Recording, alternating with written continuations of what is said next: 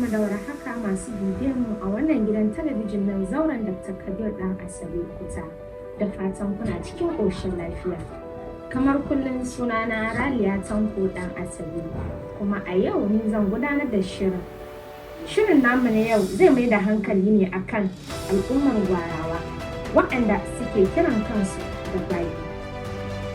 Kamar kowace al'umma a duniya, al'ummar bayi sun kasance da tarihinsu da kuma al'adunsu na gargajiya. Shirin namu na yau sai da hankali ne akan al'ummar Gwarawa, waɗanda ke kiran kansu da bayi.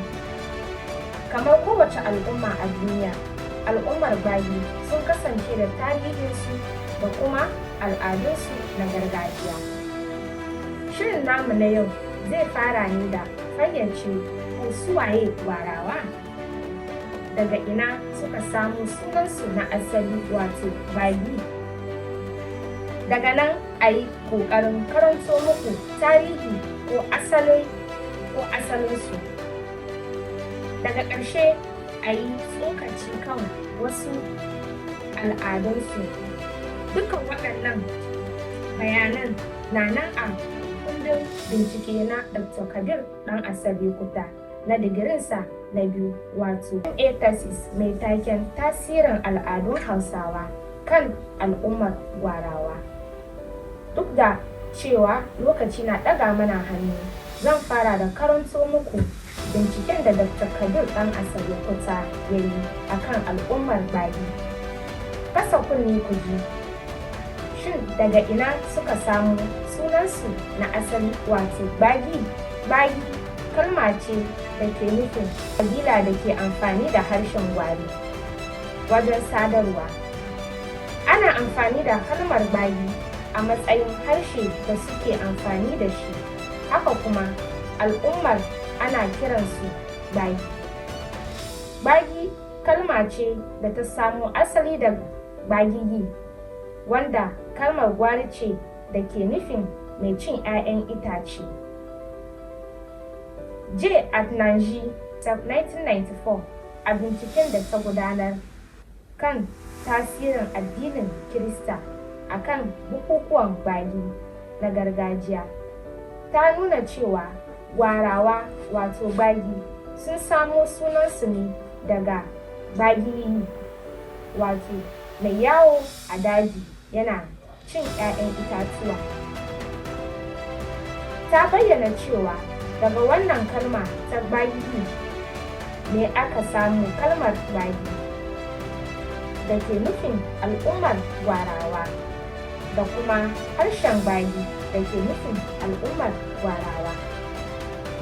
Hausawa suna kiran ƙabilar bayi da sunan gwari, su kuma Turawa suna kiransu da bari.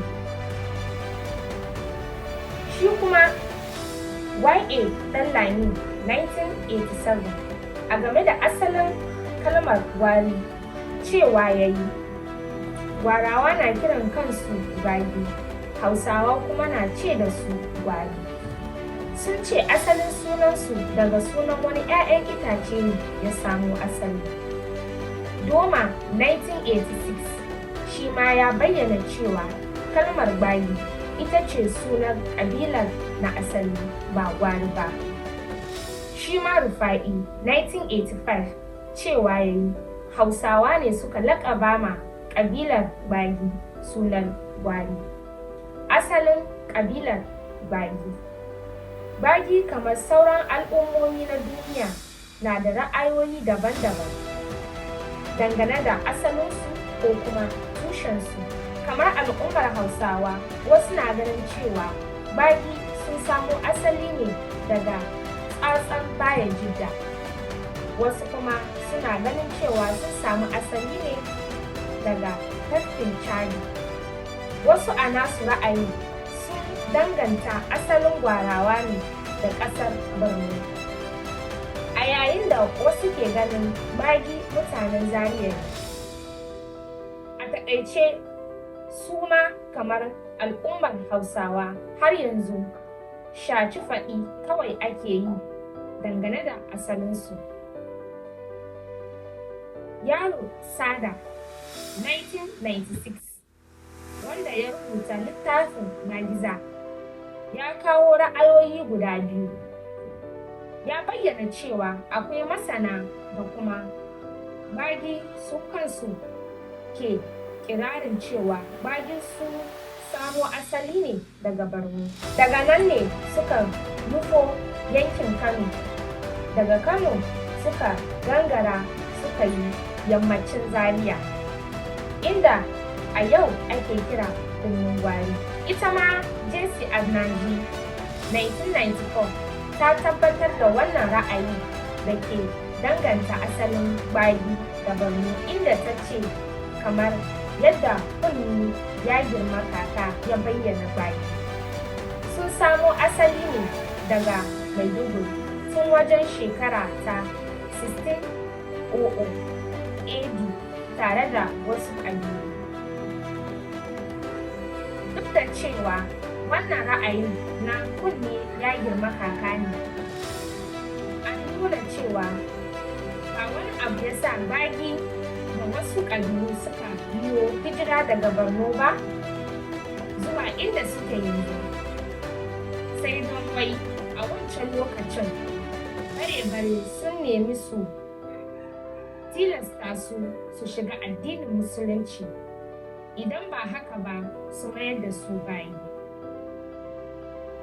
Da bagi suka ƙi shiga addinin musulunci, sai bare-bare suka yaƙe su don su tsira da rayukansu.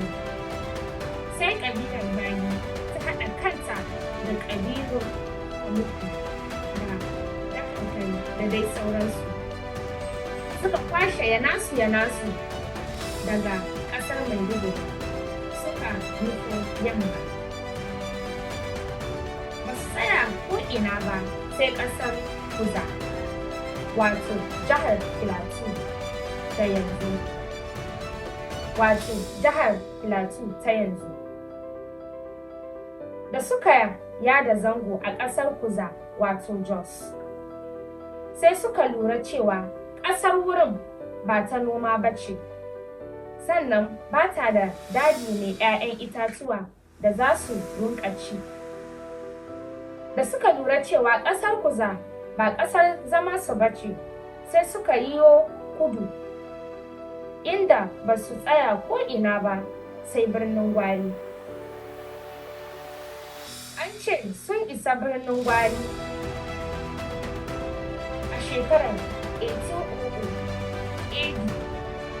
Sun ji daɗi a Birnin Gwari sun kuma saki jikinsu saboda ni'imar da Allah ya ba ƙasar ta Birnin Gwari, musamman ta ɓangaren noma. Sannan kuma ga daji danƙararre da 'ya'yan itatuwa.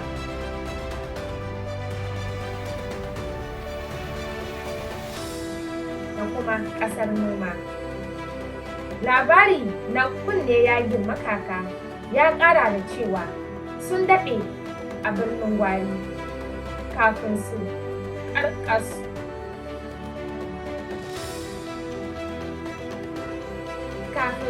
karkasu zuwa wurare daban-daban. Sauran ƙabilun da suka yi hijira daga Borno sun bar bagi da Kamuku a Birnin Gwari, ko da yake su kansu bagi sun sake hijira zuwa waɗansu wurare, musamman kudu maso yamma, inda suka warwatsu zuwa garuruwan Kuta da Baso da Faiko da Tawali da Kau, wato Dikko da Karu da Raboci da Abuja da Katon Ƙarfe da dai sauran wasu garuruwa da ƙauyuka a jihohin Neja da Kogi da Kaduna da Nasarawa da Filato da kuma birnin tarayya. Saboda lokaci na ɗaga mana hannu, duka-duka a nan za mu tsaya, inda za mu ci gaba da kawo muku asalin tarihin ƙabilar Bagi a a shirinmu na gaba. Waɗanda ba su yi subscribing ba, su yi mana subscribing. A madadin waɗanda suka kawo muku wannan shirin zuwa gare ku, da ni taku Raliya Tanko ɗan Asabe nake muku ma'asalam sai mun haɗu a sati na gaba.